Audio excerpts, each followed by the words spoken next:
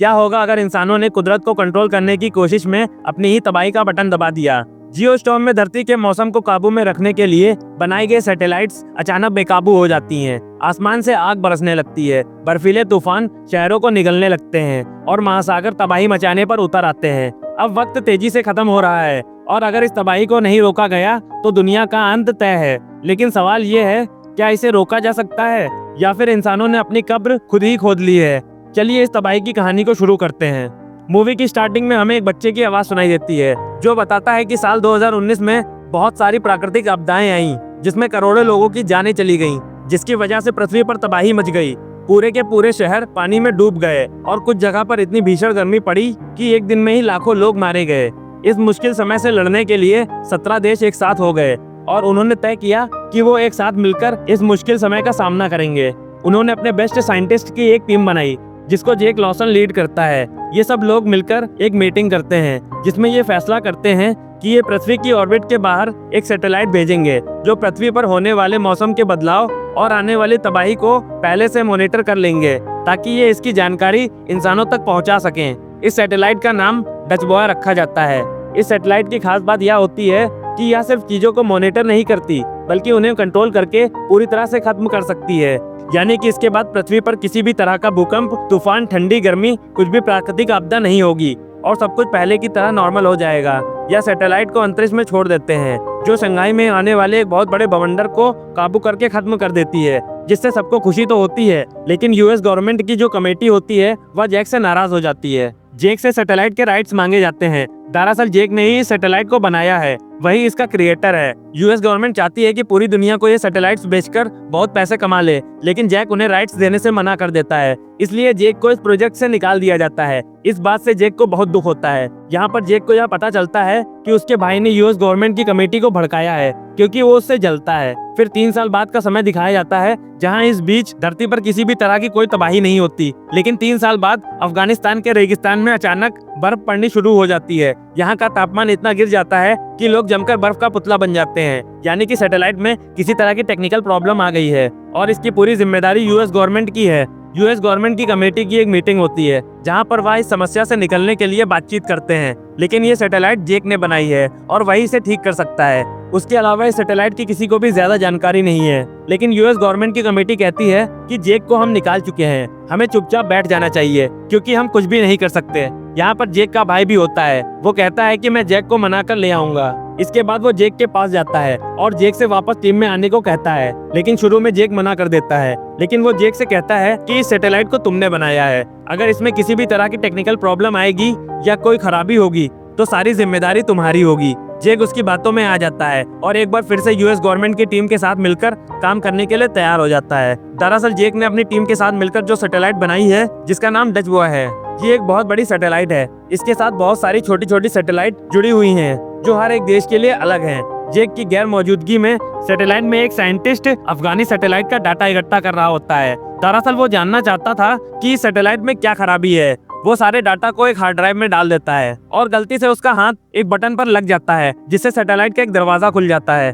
और वो अंतरिक्ष में चला जाता है जिससे उसकी मौत हो जाती है। वहीं हांगकांग में दिखाया जाता है कि यहाँ पर गर्मी बहुत ज्यादा बढ़ चुकी है। वहाँ पर एक आदमी के हाथ से अंडा गिरता है और जैसे ही वो टूटता है तो उसका ऑमलेट बन जाता है, जिससे हमें पता चलता है कि यहाँ पर कितनी गर्मी है। और इसके बाद यहाँ जमीन फटना शुरू हो जाती है। जमीन के अंदर से लावा निकल रहा होता है। लोग सड़कों पर मर रहे हैं। हांगकांग का वो आदमी जो हांगकांग की सैटेलाइट को कंट्रोल कर रहा होता है वो जैक के भाई को कॉल करता है और उसे मेन सैटेलाइट यानी कि डच बॉय को चेक करने के लिए कहता है। जब वो डच बॉय में एक्सेस करने की कोशिश करता है तो वह उसके एक्सेस को डिनाई कर देती है। यहाँ पर जितने भी अधिकारी होते हैं वो सबके एक्सेस को डिनाई कर देती है, यानी कि सैटेलाइट को किसी ने हैक कर लिया है। और जल्द से जल्द इन्होंने सैटेलाइट को अपने एक्सेस में नहीं लिया, उसे ठीक नहीं किया तो पूरी दुनिया में इसी तरह की तबाही होगी। और इसके बाद आएगा जियोस्टॉर्म, जिसके बारे में जियोग्राफी में सभी ने पढ़ा होगा। ये एक ऐसा तूफान है जिसके बारे में साइंटिस्ट का मानना है कभी ना कभी जियोस्टॉर्म इस धरती पर आएगा और पूरी पृथ्वी खत्म हो जाएगी। वहीं हांगकांग में उस आदमी को दिखाया जाता है जो जेक के भाई से बात कर रहा था।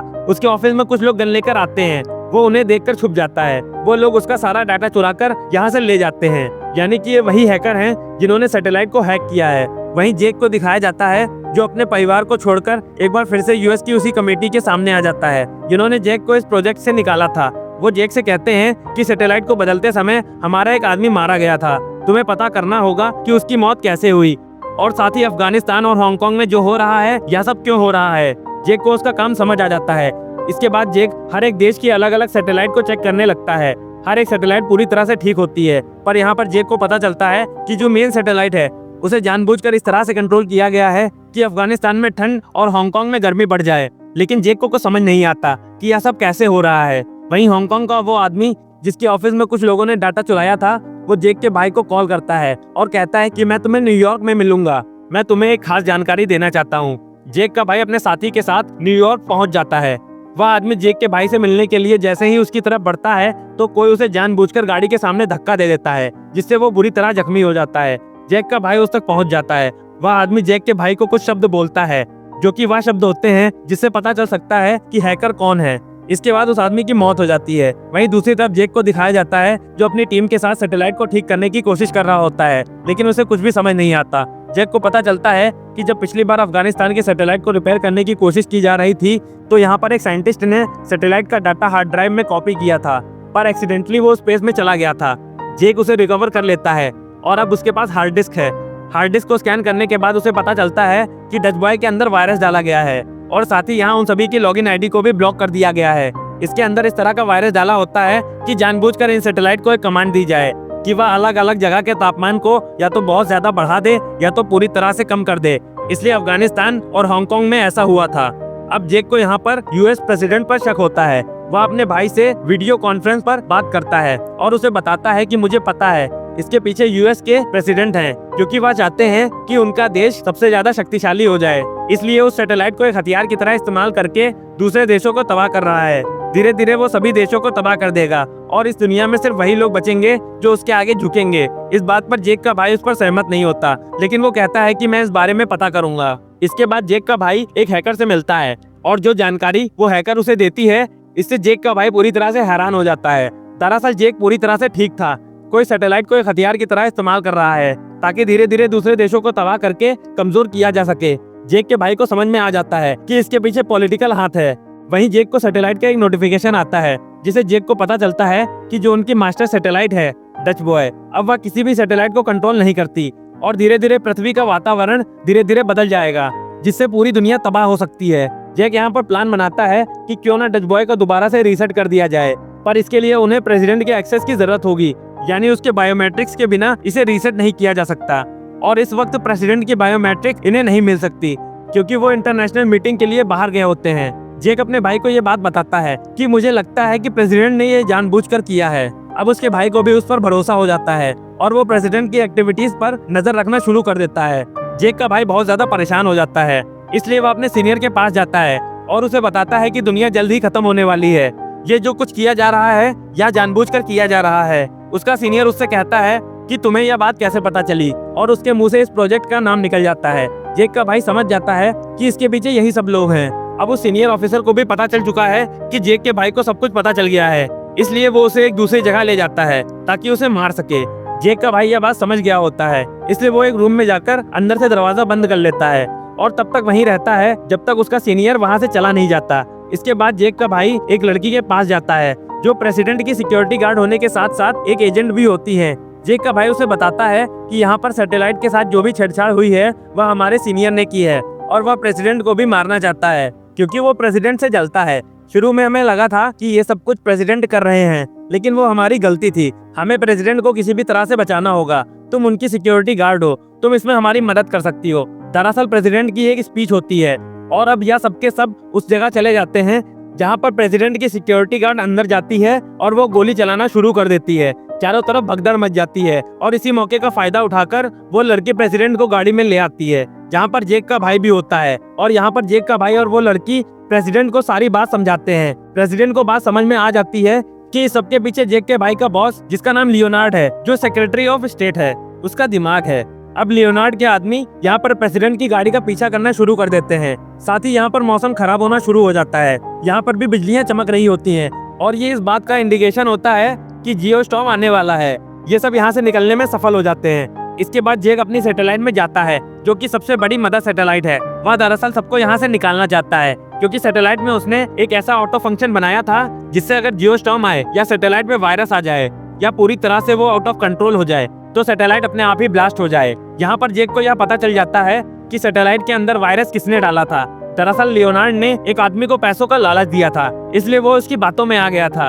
अब यह लड़का जेक के ऊपर गन तान देता है, लेकिन जेक उसे मुक्का मारकर गिरा देता है। इसके बाद इन दोनों के बीच मुठभेड़ होती है और इसी मुठभेड़ के चलते उस लड़के का हाथ एक बटन पर लग जाता है, जिससे दरवाजा खुल जाता है। और यह लड़का ठीक उसी की तरह जिस तरह से पहले एक आदमी अंतरिक्ष में चला गया था, ये भी अंतरिक्ष में चला जाता है। अब जेक भी अंतरिक्ष की तरफ खींचा चला जा रहा होता है, पर उसके साथी उसे पकड़ लेते हैं और जेक की जान बच जाती है। अब इन सबको जानकारी मिलती है कि पृथ्वी पर चारों तरफ तबाही हो रही है, जिसकी वजह से पृथ्वी खत्म होने के कगार पर है। जेक के साथी बोलते हैं कि हम सबको पृथ्वी पर जाकर अपने लोगों को बचाना होगा, यहाँ से हम कुछ भी कंट्रोल नहीं कर सकते।